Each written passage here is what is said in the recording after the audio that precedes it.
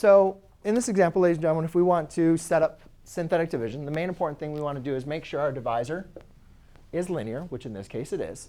I'll give you guys a little hint if this divides evenly into this, that means this is a factor, correct?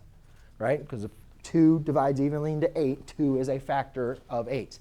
So rather than using this as your divisor like we did in long division, what we're going to want to do is kind of like our warm-up is set it equal to 0 and solve to find the potential 0. If it is a factor, then that's a 0. So just like we did over there. Now again, guys, do you really need to do this? No, you could probably just say, I understand that x is going to equal -2. Okay? But some of the problems are a little bit more complicated, which we'll go over. So we'll talk about that. So you're going to take that -2 and put it on the outside. And then you're just going to kind of make a nice little bar, a nice little half of a box there. And then what we're going to do is we're going to take the coefficient of our dividend and then list them. So 1, 7, 14, and 8. OK? So now all we're simply doing is synthetic division is, again, it's really just a trick to help us with dividing. But it's synthetic, and I'll explain that a little bit more as we get into different examples. So in this first example, though, for every single time, we always bring down the 1. That's like the freebie. Then we multiply on the diagonals, add on the verticals. So 1 times -2, we'll put that in the second place value here, is -2. 7 plus -2 is 5. 5 times -2 is -10. 14 plus -10 is 4. 4 times -2 is -8. 8 plus -8 is 0. OK? So the cool thing about synthetic division is it can make your life a lot easier when you have a linear divisor. The problem with it is we still have to interpret what everything means. So this is our quotient. All right? And what this represents is our remainder, our constant, and our coefficients of our quotient. So the way to represent them is the last term is always the remainder. Ooh, our remainder is 0. So what does that tell us about x plus 2? That means x plus 2 has to be a awesome factor, right? So we have our remainder, our constant, coefficient of our linear, coefficient of our quadratic. And if I had more and more numbers, I would just keep on adding them. OK? If I just had more and more, I'd just keep on adding for those coefficients. So our quotient in this case is going to be x squared plus 5x plus 4. Now again, let's think about this. If x plus 2 is a factor of this, right? Or let's go back to our numbers again. If 3 is a factor of 12, what else do we know? If 3 is a factor of 12, what else do we know? Yes? 4 is a factor of 12 because 3 times 4 equals 12, right? So if x plus 2 is a factor of this polynomial, that means this quotient is always a factor of the polynomial, right? And a product of our factors equals our polynomial. So we could say x plus 2 times x squared plus 5x plus 4 equals our original dividend. Now that's important because x plus 2, I could write them as a product of zeros equal to 0, and I could find all the zeros from here, right? I mean, that's synthetic division. That's usually what we're looking for is finding the zeros or writing the linear factorization. Well, we notice that this is not linear, though. So we want to see, can we factor this out? And actually, we can. What two numbers multiply to give you 4, add to give you 5? Oh, OK, that's x plus 4 times x plus 1.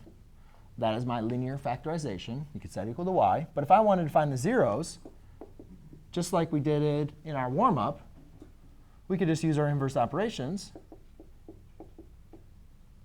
Oh, we can find our zeros, right? Now, there's something even more important about the synthetic division, or something else that I want to mention to you guys, is we can also check our answers. So long division was a little bit tasky with checking our answers because we'd have to go back and multiply them, and maybe it would take some time. But you guys can see synthetic division is relatively quick. Once you kind of get it set up, it's relatively quick. But we can check our answer. How are we sure that we did the math correctly, right? Because you can just make a simple mistake and get something still, double mistakes and still get the right answer. So what we can do to check our mistakes is using the remainder theorem. And again, what the remainder theorem says is if we have a polynomial dividing into another polynomial, and it gives us a remainder r, so if this polynomial is in the form of x minus k, So in our case, ours would be x minus -2. Would you guys agree that k is equal to -2, right? So what this is stating is if you have a polynomial of x minus k and it divides into any polynomial and you get a remainder r, in this case our r is 0, but you could get a remainder of any number.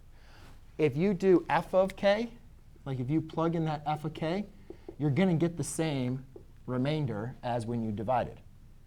So might not make a little sense for you, I think. So let's go and take a look at what was our k in this case. We said -2. So what that means is, assuming that this is f of x here, we'll call that function f of x. If I plug in f of -2, I should get that equal to 0.